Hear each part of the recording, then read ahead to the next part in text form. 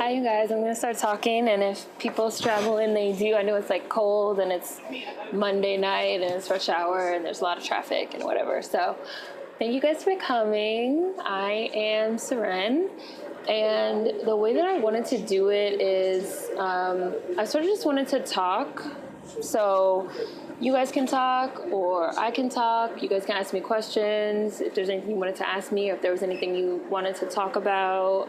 If any of you had like read the book or wanted to talk about that, or I just wanted to start off like with whatever you guys wanted to talk about. I think it's interesting that you said, for any of you guys that didn't like quite hear her, she said that she felt like around 2014 is when things in her perception started to change. I find that to be really interesting because, so 2014 was the year that I got on YouTube. The next year, 2015, was the year that I wrote this book.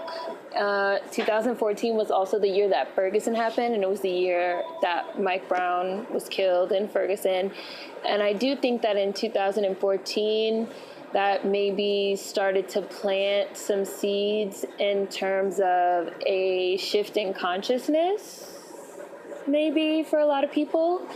And especially, I would say, Black people, and I'd probably also even say Black youth, and also Black Americans as well. I think a lot of people around that point of 2014 started realizing, like, oh, these award shows fucking suck. Like, this system fucking sucks. Like, police brutality is a real thing. And because I can kind of remember prior to 2014, because Trayvon Martin, for example, happened in 2012. And so I can remember prior to 2014 having like legit arguments with people where they were like, no, racism is over.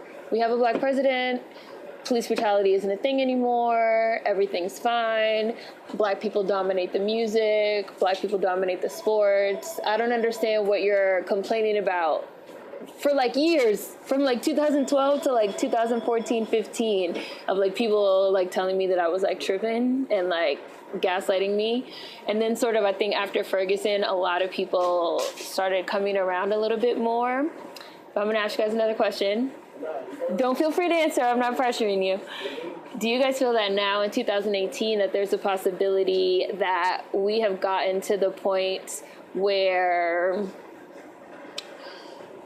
racial awareness is a trend, is trendy? Oh, yes. I see you guys like, you guys like really nodded. Yeah, you think so? Do you think so?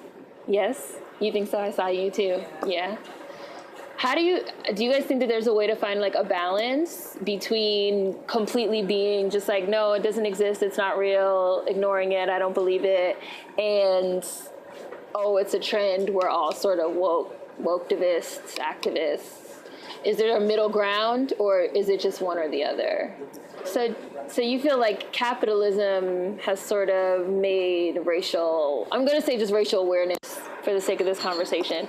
You feel like capitalism has made racial awareness into like a thing mostly. That you just do to make money. That you just do it to make money. Yes. Do you think that like regular people make money off racial awareness? like the people, something that I feel like I've noticed, for example, is that your average black person in America, your average black person in the United States, right, is probably your average person that's dealing with the most racism. Because you're just a regular person. You're just a regular person walking down the street. You're just a regular person dealing with police or in your neighborhood, or dealing with microaggressions, dealing with people saying certain things to you at work, you know, your boss, and you're not rich. You're not making a career off of racial awareness, so you can't say to your boss, like, shut the fuck up, that was racist. You know, you can't do that type of thing. So in a way, I feel like regular people going through their day-to-day lives, and I'm going to count myself in this too. You guys might not think so, but I am. Like, we're the ones that sort of deal with stuff in a certain type of way, and yet you see racial awareness, activism and stuff commodified into this capitalist career by people that probably, they don't have a boss that they can't talk back to, or they're not really walking around the streets of Brooklyn, you know. And to me, I think a question about capitalism and activism is, how do we sort of like marry the two together? How do we sort of make it so that if racial awareness is going to be commodified, regular people can benefit, or regular people can get a little bit of money from it, or regular people could be empowered from these conversations? Because I definitely agree, and part of why I wanted to have like a real life conversation is because it's sort of like, okay, people have a conversation on TV, or they have a conversation on the news, or they have a conversation on the internet. And it's sort of at this point in 2018, like, what does that really mean? Are people that are living their everyday lives dealing with racism and capitalism and sexism and all these types of things able to have conversations about things that happen?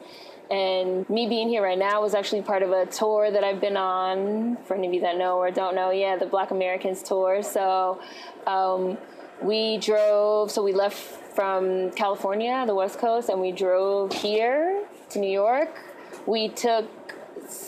It's been about 6 weeks on the road, and we just made stops along the way, and we sort of did just like this. It was mostly one-on-one, not like group settings, but of just making stops and sitting down and talking to people. And there was a lot of winging it. There was a lot of filming in coffee shops. There was a lot of filming in library, study rooms.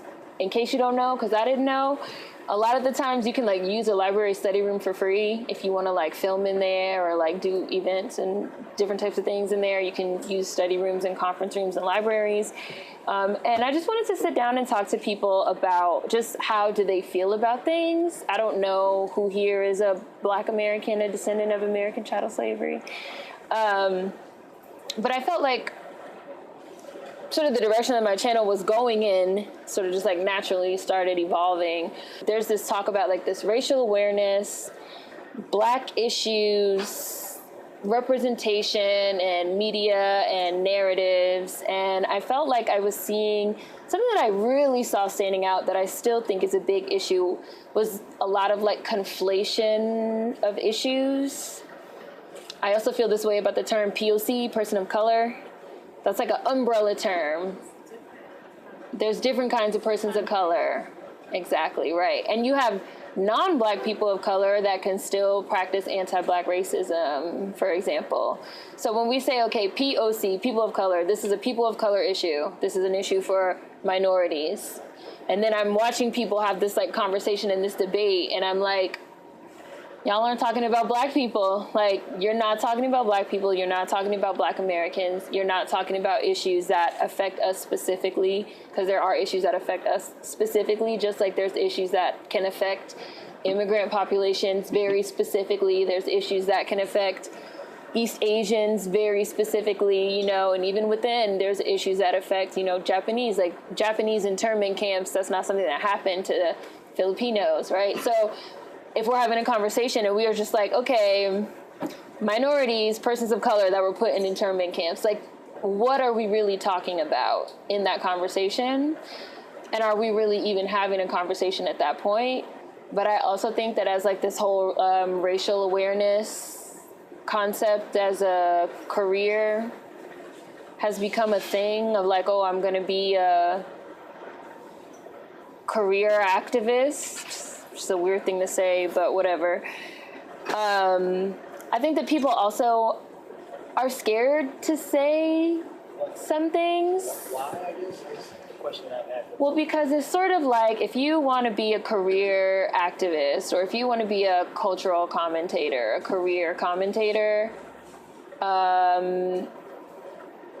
you don't want to offend anybody because you never know who you're going to need later on in your career. Because I think there's people that they really have like their own opinions, but they know those opinions might be considered different or controversial or just that they might offend people. And when you're trying to like make a career off of this type of thing, I think there is a fine line that a lot of people now, especially now when you see like people are getting like huge deals and endorsements and companies backing them and teaching positions, and you know, it's sort of like I have a lot of serious feelings about like higher education, for example. I have like a lot of issues with higher education. I feel like it's inherently classist because like the whole concept of higher education is like you pay money to go to school.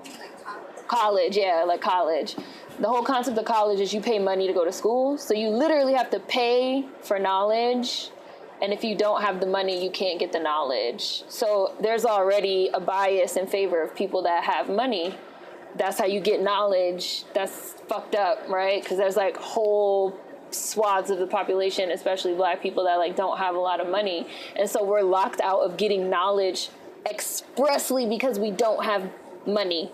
Not because of intelligence or capability or willingness to learn. It's like the money aspect. So I'm like opposed to that. I feel like morally and ethically opposed to that. But there's people that be like, oh, Seren, you should teach, right? Like you should teach in a collegiate setting, or you should facilitate workshops in a collegiate setting.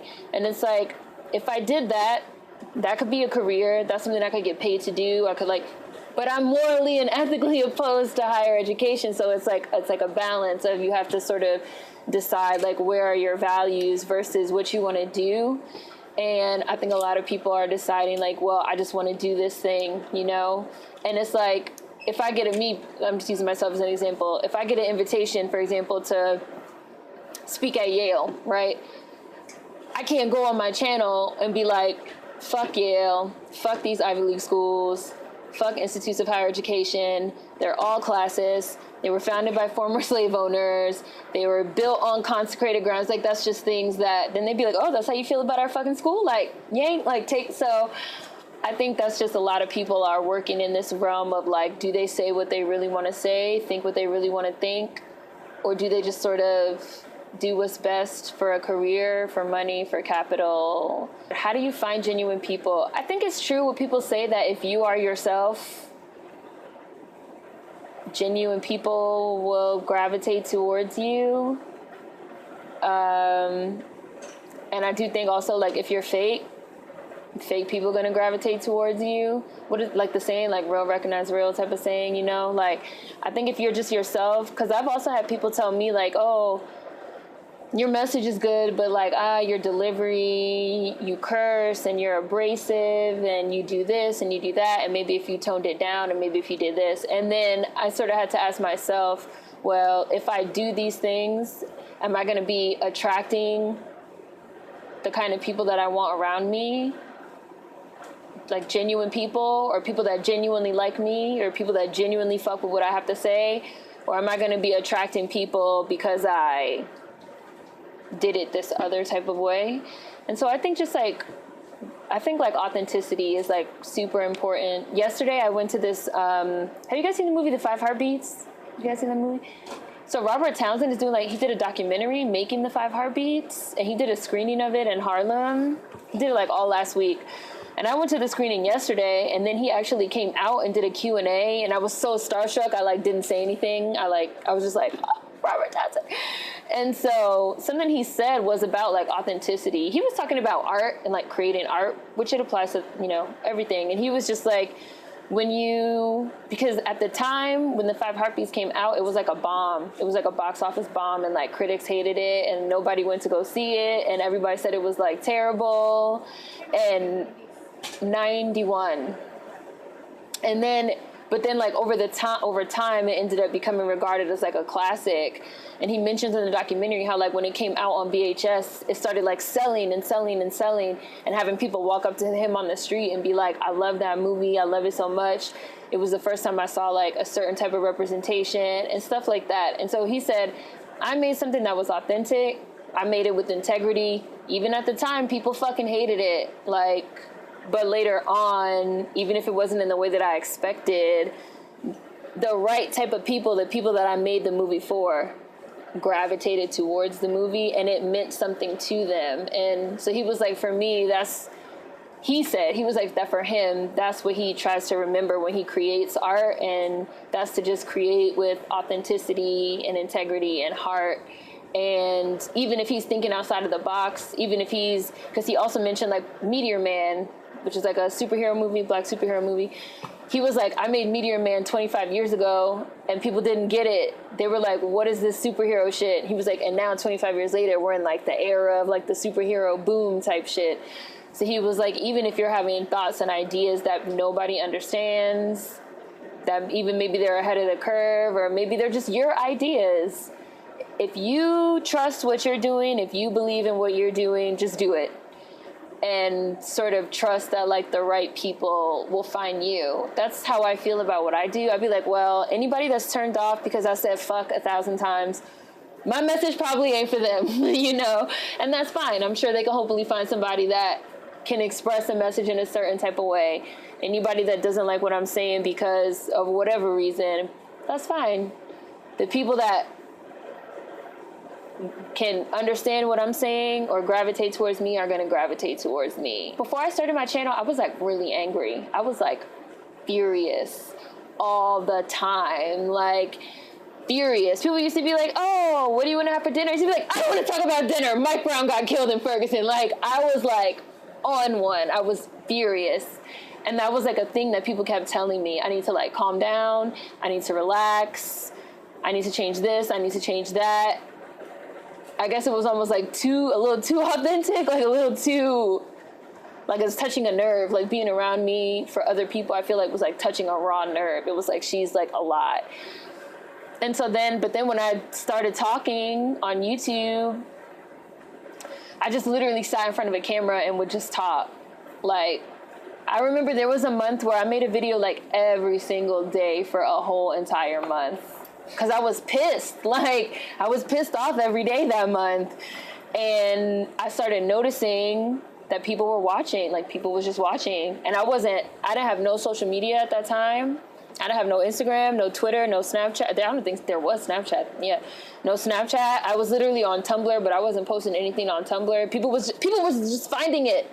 Like, I wasn't using tags. I wasn't using anything. I didn't even make the channel for any reason except I just needed to, like, get it out. And people were just finding it. And then they just started having these conversations in the comments, really interesting conversations. And people even, like, gravitating towards each other in the comments of, like, oh, I saw your comment. I'm so glad you said this. I thought I was the only one that thought this. I thought I was fucking crazy. And I kind of feel like that, it builds.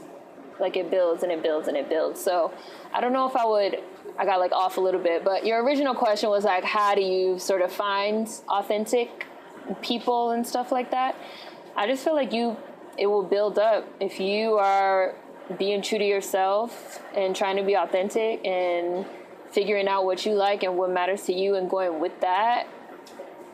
I think it'll just happen naturally. And I know that sounds like bullshit, but it's really not. Because people used to say that to me all the time. I used to be like, shut up. Like, I don't believe that, but I kind of do believe it now. I support people going to college. Do you feel like it's I do feel like it's a fraud. But I can't tell anybody what to do, so I can't tell you, like, no, don't go to college. I do feel like it's a fraud because I feel like it shouldn't be so exorbitantly priced. And you also have, like, other countries that are considered, like, first world countries that have managed to like figure out free education, free higher education, free healthcare, stuff like that. And the fact that that's not figured out here in the United States is purely because of like capitalist gains and them wanting to make money off education and healthcare, which it's racist. It's a barrier. Yes. If this country was majority, well, 99% white, you have free healthcare. This infrastructure will be fixed. You're right. Everything. I totally agree. Black education gets the worst that it gets. I completely agree. Black people are inferior because there's like a structural barrier around black people. Brazil, in the northeastern part of Brazil, that's where the black people live. They left that place to rot. The favelas in the south part, the white people is at, it's a completely different world. And I'm glad you brought up Brazil, because Brazil is actually a really good example. A lot of people don't know this, but Brazil has like a ruling German class, like a white German, like Giselle Bundchen, for example. She's German, like that's a German name. Brazil has like a ruling white German class. And basically it's sort of like 5% or less of the population, these like white Germans, they basically run everything, right? Like they run everything in Brazil. They live in like a certain area and it's like super nice and like super taken care of, and they run all the money, so they are in charge of all the infrastructure. Meanwhile, the black people, which Brazil has the second largest black population outside of Nigeria, that is 100% true. Like Brazil is majority black, right?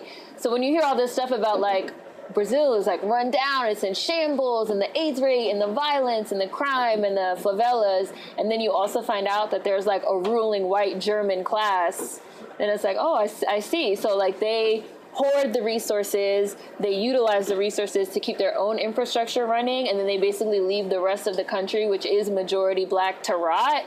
And the same thing happens here in the United States, like literally. They got gotten worse too, because they elected Bolsonaro, who's like Trump times like 1,000. Yeah, like a way worse. Yeah, he's on some other shit.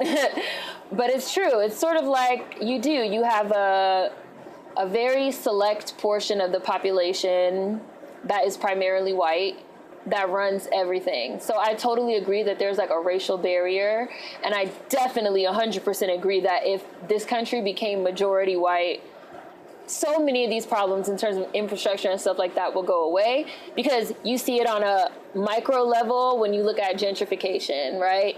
So you have areas, you have neighborhoods, as we sit in Brooklyn, right? You have neighborhoods that are effectively abandoned by the city. They're abandoned by the local government. They just be like, well, Crown Heights, that's just where all the bad shit happens. Hey, there's nothing we could do, right? Like the roads become run down, the buildings fall apart, things that are supposed to be regulated by the government and funded by the government, to the point where now the government can swoop in and say, urban renewal, we're going to kick everybody out, we're going to fix everything up, we're going to fix the roads, we're going to fix the buildings, we're going to fix this, we're going to fix that, we're going to bring in, a lot of times you hear buzzwords like, we're going to bring in young creatives. And 9 times out of 10, that means they're bringing in young white people or white families that want, starter homes, starter families. They bring them in, and now since it's a white area, now the area can be upkept. Now all of a sudden, it's no more problems with the heat, it's no more problems with the roads, it's no more problems with any of those things. That definitely happens on a huge level in terms of the way that our country is run. And I think it is also going to get worse, because I think 2016, I believe, was the first year that there were more, I'm going to use the term minority, POC in this instance, there were more minority babies born than white babies in 2016 in this country. That was the first year. And then it happened again in 2017, it happened again this year. So that's why when you hear the term like white genocide, they'd be like, white genocide. That's because the white population is going down, it's decreasing, right? Meanwhile, the minority population is increasing. So I definitely agree that it's only going to get worse as the white population shrinks. I don't really think the system can be fixed, personally. I think it's too much damage done to the system. Yeah, I'm in favor of, like, for example, I don't think capitalism can continue to be sustained. I don't think it's sustainable. The whole concept of capitalism, which was created by people, humans, was made up before the internet. So the internet changed a lot of things in terms of the amount of money that could be made, the amount of money, wealth hoarding and being able to have offshore, digital accounts, being able to spread money around. The internet really changed a lot of things just in terms of like the physicality of money, for one, which affects capitalism. And it also changed a lot of things in terms of the amount of money that you can make. Like, who is like the richest man in America? Bezos. And what is he rich from? Amazon, which is, but Amazon, which is the internet, right? So internet shopping. So in terms of like capitalism, for example, I don't think it's sustainable. It was created outside of like the times that we're even living in right now, right? So I think that capitalism is going to have to go. People ask me like, what do I think could be put in its place? I was just about to ask you that. People ask me, what do I think? Whenever I say that I'm an anti-capitalist or I think capitalism has to go, people say, it's going to sound horrible. I don't think that socialism is a bad system. It's funny because we've been sort of raised to have these like knee-jerk reactions to words like socialism and like communism and stuff that you'd be like, no, like the cross. But socialism and communism are systems just like capitalism is, a monetary system. And I do like that socialism and communism revolve around having a decent government that does things for the people. So it's like, okay, we could have free education for everybody that's going to be funded by the government. People say, well, how is that possible? I'm like, okay, you have people that have, Jeff Bezos has $545 billion with a B, right? More money than could like ever be spent in a million lifetimes. If you taxed him 1%, 10%, and you put that money into a fund, and then that fund went towards a universal basic income, universal health care, and universal education, that could be paid for. It's really literally enough money. It's enough money that it could be paid for. And that is something that if we had a fucking decent government, could be regulated by the government. But something like that, the government regulating people's pay, regulating the education system in that type of way, universal basic income, people say, oh my God, well, that's communism, right? Or that's socialism. You want the government to have its hands in your pockets. What I say to that is, well, the government is already supposed to be in charge of infrastructure like roads and buildings and public education, which is, public schools, elementary, middle, high school. I went to District of Columbia public schools. The government is already supposed to be in charge of these things.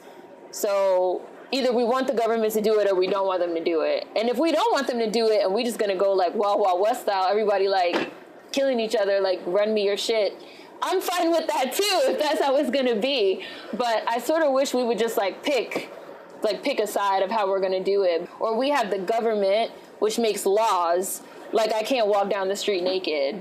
I will get arrested for lewd behavior or something like that. I'll be thrown in jail. I have to pay money to get out of jail, right? But the government is not, so the government has a requirement of me that I have to wear clothes. But the government is not required to provide me with clothes. The government is not required to provide me with money to buy clothes.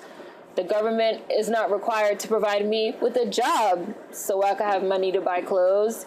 The government is not required to provide me with an education so I can get a job so I can have money. So how can you say I have to wear clothes? I don't think that's fair. So I think we're sort of in an in-between place right now where the government kind of regulates things and it kind of doesn't. And 9 times out of 10, it does revolve around race. If you're black, you're left behind, period. The way that our society is also set up right now is that you go to school, you get a job. That's the idea, right? But exactly. We're even seeing in real life and practice, that's not the way it works. I went to college. When I graduated from college, it was the height of the Great Recession. I couldn't find a job for 6 months. And I was literally out there every single day. And at the time I was living in Harlem. And I used to go to, there's a library on 142nd Street because I have no internet in my house because I have no money. So I used to take my school laptop that I had from college and I would walk to the library and I would sit in the library all day and use the Wi-Fi there and just apply for jobs and apply for jobs and apply for jobs and apply for jobs. And it was just, I couldn't get a job. But I allegedly did everything right? I went to school. I went to a 4-year school. I took out loans to go to school. I still have student loan debt now. Like, I finished school, I got this degree, I'm supposed to get a job, I'm applying, nothing's happening, right? And so I would say to keep that in mind. And I think that the reason why a lot of people talk about trade school, I've also talked about trade school in videos, I'm in favor of trade school, is because once you learn a trade, a skill, nobody could take that skill away from you. And there's certain skills that we always need. Like, people need the internet, so you always need an electrician. You always need an internet technician. You always, there's certain things that people always need. Like, you see Best Buy still open. Like, people need their Geek Squad. Like, there's certain things nowadays that and there's other stuff too, like plumbing. People always need to be able to flush their fucking toilets, like, especially as, like, Black people. We don't know a lot about programs.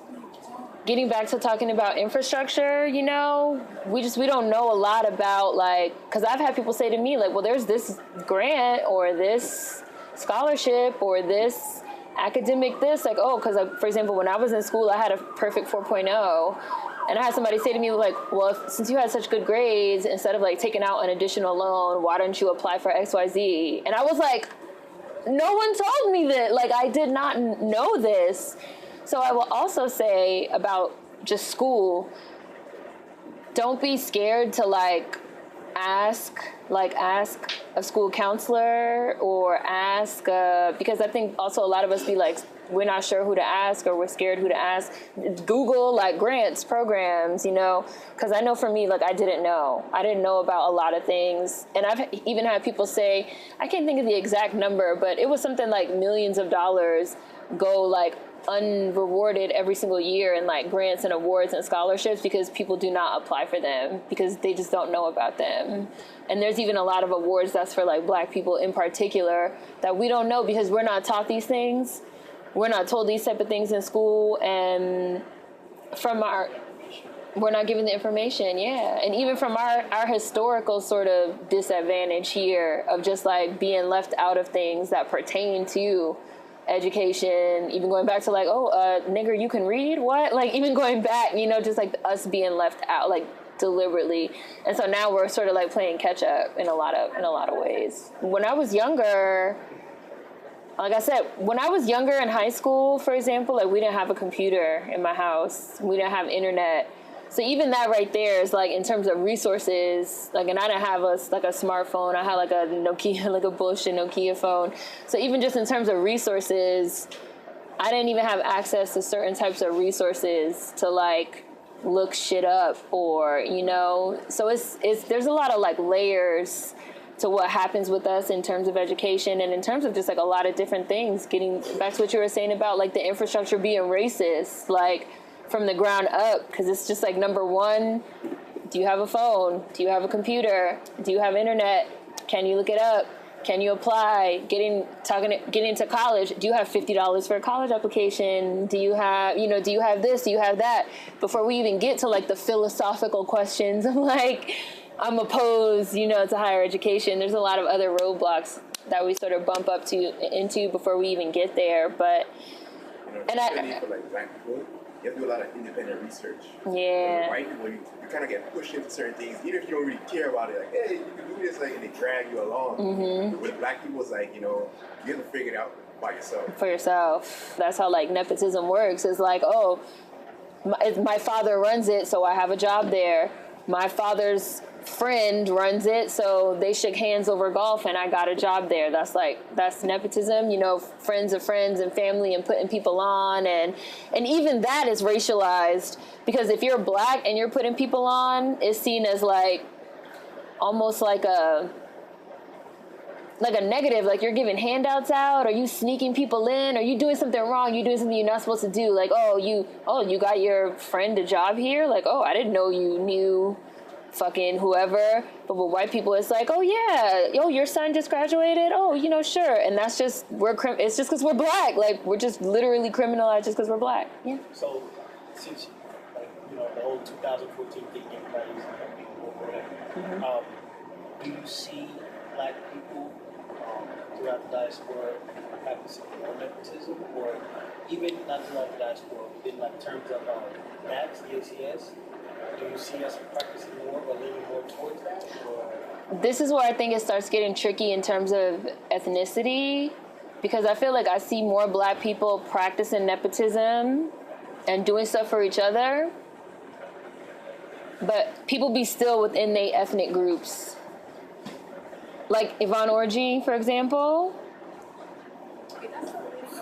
Yeah, she was on Insecure. She played Molly on Insecure. She's Nigerian. She got a new show coming out called First Gen.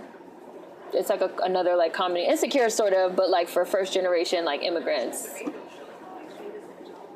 Oh, she has a radio show too. I just heard of the TV show. Well, I know like she has this TV show that's going to be coming out called First Gen. And she said something about like, you know, when you manifest your dream of having your own TV show with all Nigerians in the writing room. So she didn't say like Black people. She said Nigerians. So it's sort of like, yeah, I'm going to practice nepotism. I'm going to like pull some other Black people along with me, get some other Black people jobs. But like, I'm Nigerian, so I'm going to look out for my other Nigerians. And I feel like I'm seeing that a lot.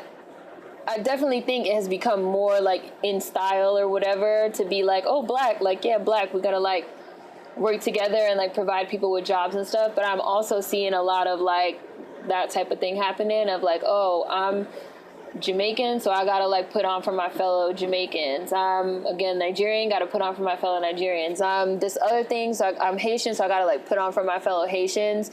I feel like I'm not seeing a ton of like people like to say the words "we all Black," we're rooting for everybody Black, but in practice, I feel like I'm not seeing a lot of that when we start talking about nepotism. And people love bringing up white people when they be like, white people don't do that.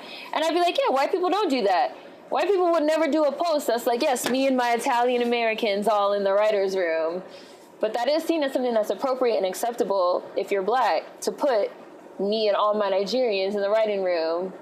Or even if you want to break it down, even like people break it down even further, me and all my Yorubas together, me and all my Igbos together, me and all my, like I said, like my Creoles together, you know, not just like we Black, so we're practicing nepotism amongst Black people. And so that's why when I start talking about Black Americans and descendants of American chattel slavery, it's like we need to start like practicing something, because like we have to, number one, like recognize that we too are like, we got something, we have a history, we have a heritage, ethnicity, a culture that we need to also be proud of, and that we need to start also practicing looking out for each other as well. That's kind of the reason why I'm going to medical school, trying to get into medical school, because I want to be able to put my people on. And I feel like with Black people, with descendants of American chattel slavery, we tend to kind of try to draw everybody else in, you know, Jamaicans and stuff like that. So I guess my question is, am I wrong for opening a business like Memphis or something like that, you know, and bringing in, you know, that, you know what I'm saying? Like, because in Brooklyn, I'm not really from here, and, you know, this is all new to me, like different sections of Jamaicans, and, you know, that was kind of new to me when I first began. Where are you from? From Texas. From Texas. Yeah. So, you know, when I see it, I was like, that's kind of weird. That we don't move like that. You know what I'm saying? So when I started working, you know, at different stores and stuff, I was like, yo, you treat me different. You think I'm stupid? You know? So I'm asking, like, am I wrong? I'm not trying to cause any rift. You know, I wouldn't sit there and tell a white person, you know, that's struggling on the side of the street, you know, if they can't have a job, doing a job in front of my store, you know, to get out. I'm just saying, like, is that wrong? How should that, I guess, how should that be approached? I don't think that is wrong. The way that I think about it, so I think like Pan-Africanism, right? The way that we've always talked about Pan-Africanism has sort of been under this umbrella of like, well, we're all the same. Like, we're all the same. Like, black is black, and like, we're all from Africa. And like a lot of Garveyism revolved around like, we're all from Africa, we need to go back to Africa. And that idea of like, we're all from Africa, it just like stopped at, you know, different places, which is like a fine ideology.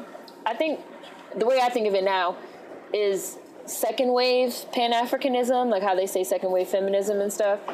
And I think second wave Pan-Africanism is less, we're all the same, but more, we're different, and that's cool. Like, that's great. It's awesome. It's dope. And so I don't think that there's anything wrong with that. Just like, I don't think that there's anything wrong with like in Harlem, they have like a Senegalese market. I'm not going to be like, what the fuck is this Senegalese market? Like, no, y'all need to let me up in here and sell chitlins. You know, like it's some black American shit up in here, you know? I think it's cool they have a Senegalese market. I think it's cool that, I talk a lot about Harlem just because I used to live in Harlem, so I'm like familiar with Harlem. They have like a really good like Ghanaian like market shop there. And I used to like to go there to get certain things because I knew they would have it because it was the Ghanaian shop, right? Just like the Chinese spot or the Korean spot or the this spot or the that spot. Under Pan-Africanism, we like resist. We sort of resist that, you know? It's not like, oh, they're all Asian, so my one-stop shop for Asian shit. It's like, oh, if I want Thai food, I want Thai food. If I want Korean food, I want Korean food. It's not just like Asian food. For us, we resist that. And so I think it's perfectly fine for you to be like, well, I'm a black American. I'm a descendant of American chattel slavery. And so maybe I want to focus my practice on that. I think there's nothing wrong with that. And on the flip side, in the reverse, like I said, other people do it and it's fine. It's not a big deal. So I want to see more embracing of differences within the black diaspora. And I keep using the term of like global black strongholds, of like black people all over the world globally being like, I'm from here, and so we're gonna like put on here. I'm from this other place, we're gonna put on there. I'm from this other place, we're gonna put on there, so that black people can go to any spot wherever in the world and feel welcome and feel like there's a place for them. I feel like that's important, instead of this just like this like flat and we just all gonna be like mashed together. And I also think when we start talking about ethnicity and history, that we have different issues. So like you said, you're going to medical school, for example. So there are certain issues that affect like descendants of American chattel slavery in terms of health a little bit differently. Just like you can look at, you know, infant mortality rates for black women versus white women. There's a difference. And then you can even break that down even further for infant mortality rates of like black American women, descendants of American chattel slavery, versus immigrants. Or because they also talk a lot, I'm about to get into like a little bit of medicine.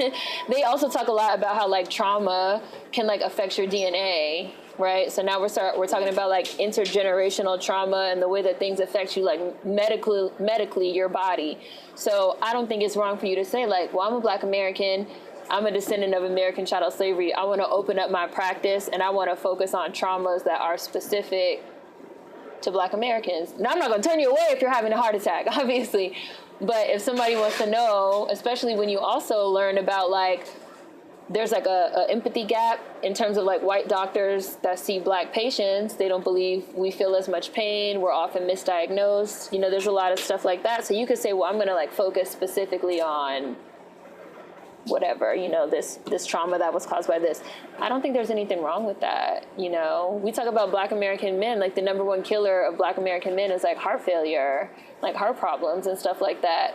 But that's not really something that is dove deeply into because it's seen as inappropriate. Oh, can I talk about this? I think it's fine. I think it's totally fine. What do you guys think?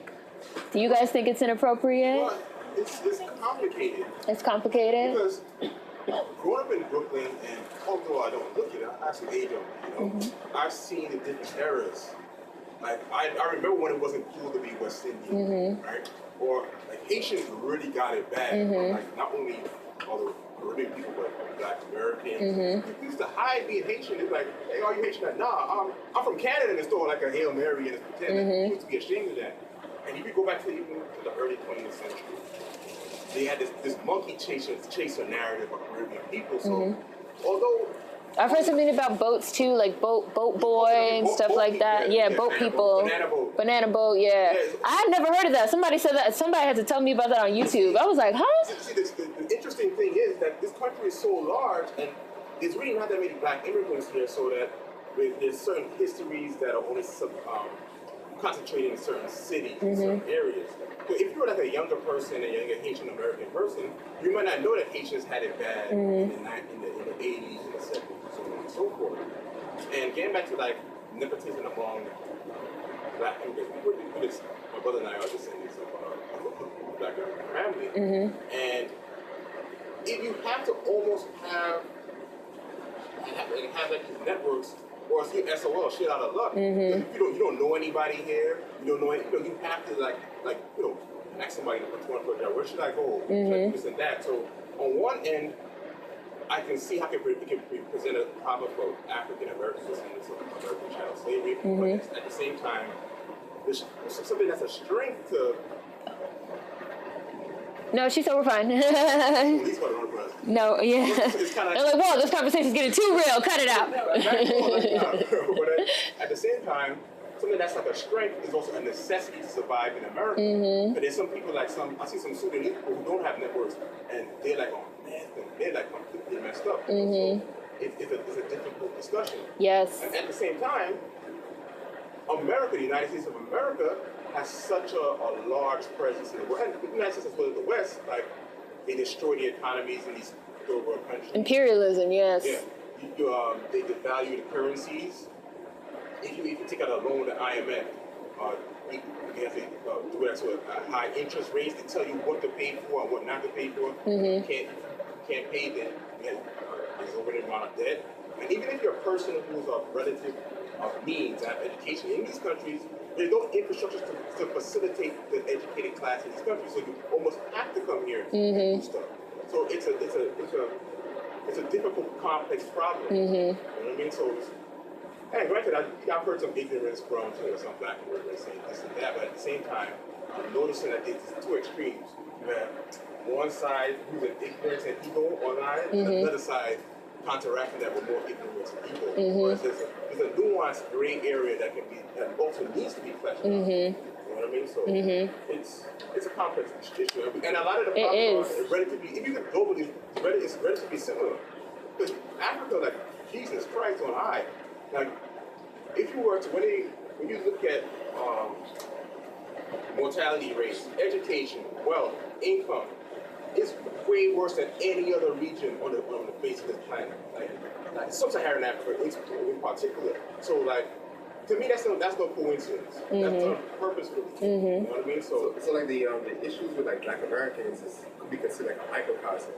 Yes, and it's funny too because you can also even see that in reverse, right? Because I've also had conversations with people where it's like they're like, oh my gosh, but like in Britain, for example, they love Black Americans so much, and I'm like, it's because in Britain I would be considered a foreign Black, so I would be seen as better than the native Black British population. So it's like the issue that is here where you say like, oh, well, the non-American Blacks are seen as better than Black Americans in the United States.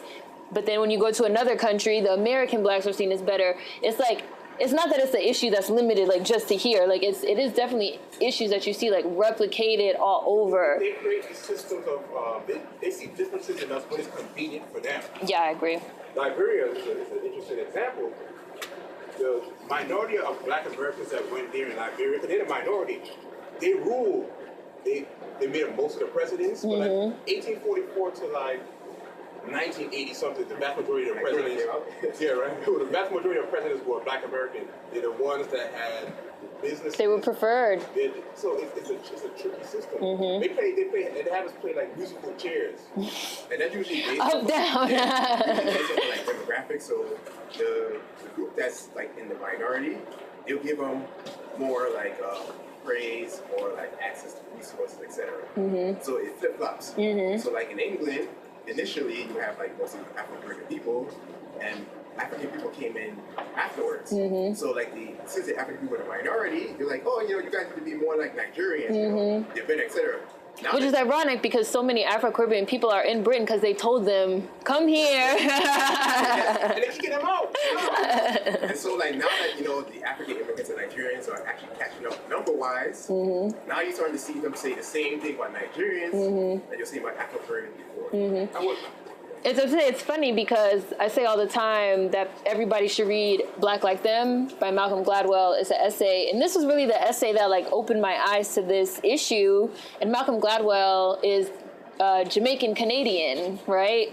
So it wasn't even like an American that like opened my eyes to this shit. Because he wrote this essay that he was like, when I lived in Toronto, I was treated like garbage, like the Jamaican, because there's like a large Jamaican population and Afro-Caribbean population in Toronto in Canada. And he's like, but like we live here and they treat us like trash, like they treat us so bad. And then he's like, but when I moved to the United States, all of a sudden, I'm like the best shit ever, and I'm like the fucking best Black person in the world, and I'm so smart, and I'm such a hard worker, and and he's like, I'm the same person, like nothing about me changed. I look the same, I act the same, I do the same, but now I'm being compared to the Black Americans, the native Black population here, where when I was in my own home country, I was the native son, there, and so I was seen as the bottom. And so and it's called Black Like Them, because he talks about how like the blackness is relative, to where you are. And that's why when I talk about global Black strongholds, I sort of envision them as, I think of them as like beads on a chain almost. Just sort of like going all over, it's like my grand vision, like going all over the world and just all over the Black diaspora, even because you talked about how American imperialism sort of upends the economy and the infrastructure even of other places, right? So like even if we have like Black people people that could go back to their home countries, or people that could go to different places, again, all over the world throughout the diaspora, and take shit back. This is what I always say, like, take shit back. Like, I think of like Idris Elba, for example, right? Like Idris Elba, he did come to the United States. He sort of became famous on The Wire, and he did a lot of really well-received like movies and TV shows and stuff like that. But he also does still do British television shows, like he does Luther, which I love. He did a movie. Now the movie, we can say what we want about the movie, but he did a movie that was on the British branch of the Black Panthers. I didn't even know there was like a British branch of the Black Panthers. So it's sort of like, you didn't just come to the United States and like, well, I'm in the United States, I'm just gonna like stay here and chill, whatever. You were still able to maneuver it in a certain type of way that you were able to go back to Britain and luckily, because obviously not everybody's Idris Elba, even start to create at home and provide more opportunities to see Black faces in media at home in Britain. Like, I like British television. I want to see some Black faces, and create some opportunities. They say, like, send the elevator, back down. Tell some Black British stories, like the British Black Panthers, and teach. And I think that if we could start... And that will require us to also like work together in a lot of different ways, because I even say like there's a lot of like foreign Blacks that get it and that are moving in a certain type of way, to say like, oh, we could. There was a guy, I think he was from Ghana. He made a ton of money in Ghana, like a millionaire, billionaire, and he bought like one of the last Black-owned banks in Chicago to like keep it Black-owned. I was like, now see, that's awesome. And then he was like, and I'm gonna employ nothing but like the Black people that live in the neighborhood to work here. I was like, now see, that's awesome. So you have your business set up in Ghana, like you doing your thing in Ghana. You also utilize that in a way to help Native Blacks here. And in terms of just like, again, like building up, because like I said, I think our system is fucked. The system as it exists, I don't really think it could be fixed. I think in terms of Black people and the Black diaspora, we have to start thinking sort of around the system in some different types of ways of like, well, how do we, because even when we start talking about like America fucking shit up, for example, I'd be like, yeah, that's white people. Like, white Americans just, like, they ruin everything they touch. Like, they wreck shit. They upend countries. Like, how do we as Black people work around that? How do we as Black people start establishing infrastructure in a different type of way here, in a different type of way in Europe, in a different type of way in Africa, in a different type of way in Australia, because we're everywhere, and we deserve, and I've said this in videos, that we deserve to have representation everywhere. We deserve to have jobs everywhere. We deserve to have education everywhere. Not just here in the United States that everybody just comes here. Like, no, we deserve to have that shit all over the country. Not that like black people should be like evil dictators running shit, but like we deserve to have that shit everywhere. And so for me, like ultimately in terms of like Pan-Africanism, that's kind of the direction that I think is like good to go in. It would be cool for us to move in. But I have high hopes that, I mean, this slow work, like revolution work is slow. I feel like, yeah, it might take 50 years, but if that's something that I could see in 50 years, that's optimistic even, I know, but it's probably closer to 80. Hopefully I'll still be alive in 80 years. But like, if that is something that I could see in 80 years, like that would be cool. Like that would be dope. And I do feel like a lot of people just in like having these type of conversations, I think that people are thinking in different types of ways. And I feel like it's really inspiring. Like, just that people are even thinking about it and considering different types of ways of doing things as a black collective, and sort of thinking about like, well, the way we're doing it now isn't really working, regardless of how we decide. Ultimately, we want to do it differently. The way we're doing it now is like fucked up. So like, how do we decide? How do we do it differently? And obviously, everybody's gonna have different things that they want to do, and I think that's cool too. Like I used to say in videos all the time, like, I feel like revolution is like a car. So like some people could be the steering wheel, some people could be the brake, some people could be the seats, the ignition, the this, the that. So everybody doesn't have to move the same way and think the same things and do the same things for the car to move, for us to be propelled forward. So, but I'm so happy you guys are here, because I think the stuff like this is like cool for that, important for that, So I'm optimistic. Okay, this is a narrative of what happens, but you don't have no understanding of like what came before. I feel like that's a huge issue. Not having an awareness of history, of the context, because once you have an awareness of history and context, things start to make a little bit more sense. Like for me, before I was so angry because I was confused. I was like, I don't understand. Like, I don't understand why this is happening. I don't understand, why people are getting shot and killed in the streets.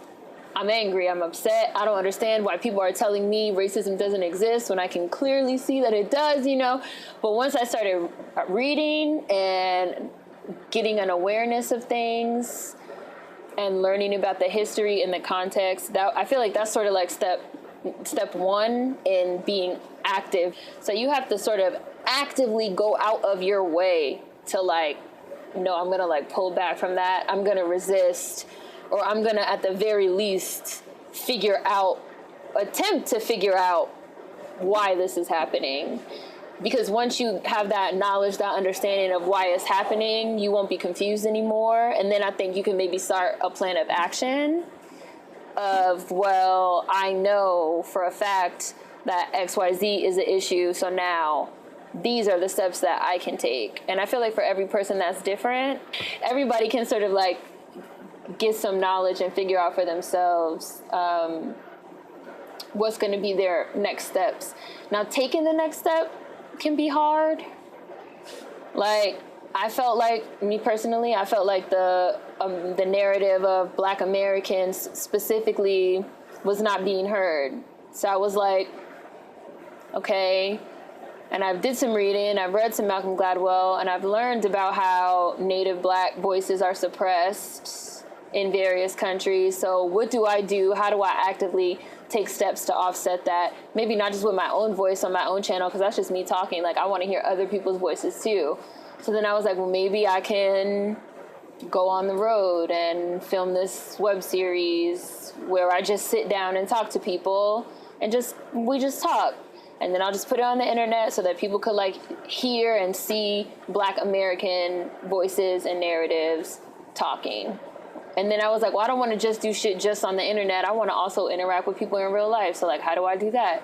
And then I was like, oh, I could like set up a public conversation where I could like talk to people in real life. Like, those are like active steps that I had to take. I had to think about it for a while, but those are like active steps that I decided to take. And I also think that people everybody's different, so everybody knows like what appeals to them personally. And I kind of think of it almost as like, it's like an itch.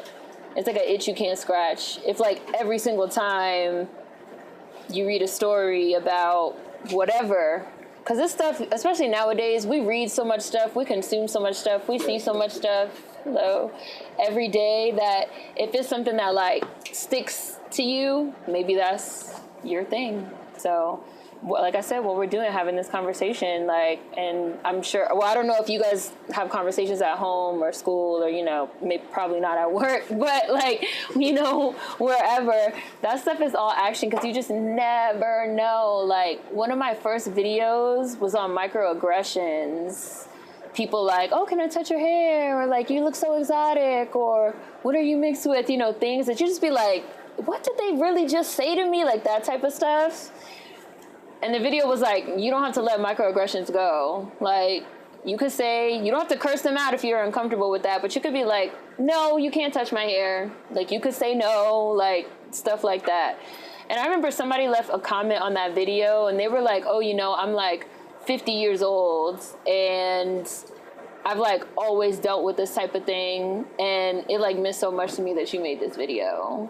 Because like now I could like show this video to like my kids, because it was stuff along the lines of like, my kids don't really listen to me, but you know, like you're on YouTube and they're into YouTube, you know, stuff like that. So they could know like for a fact, like they don't have to go along with it. And that comment really stuck with me because when I made the video, I had suffered a microaggression that day and I was annoyed. So that's why I made the video. I really didn't even have nothing in mind. But then it was like, oh, the video actually like had an impact on somebody. Like, oh, so like that was like an active thing that I did that did affect somebody. And along those same veins, you never know what is going to affect anybody. So just like do whatever. Like, you don't have to like be like, oh, I have to do this or I have to do that. Just like push it.